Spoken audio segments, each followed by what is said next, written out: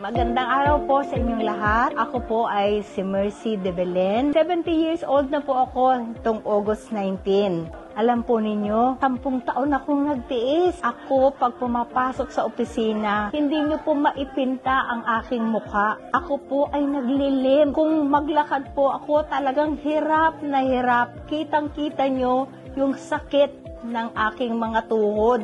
Thank God, maraming salamat po sa Arthrologic, sa prosthesis na ginamit sa aking dalawang tuhod, sa aking total knee replacement. Kasi ngayon, nakapagtrabaho na ako ngayon ng maayos. Inspired akong kumilos. Inspired akong maglakad sa aking Bible study. Ano po, masaya ako ngayon kasi natagpuan ko na by the help of the Lord and through medicine, through Dr. Catan, na mayroong pag-asa.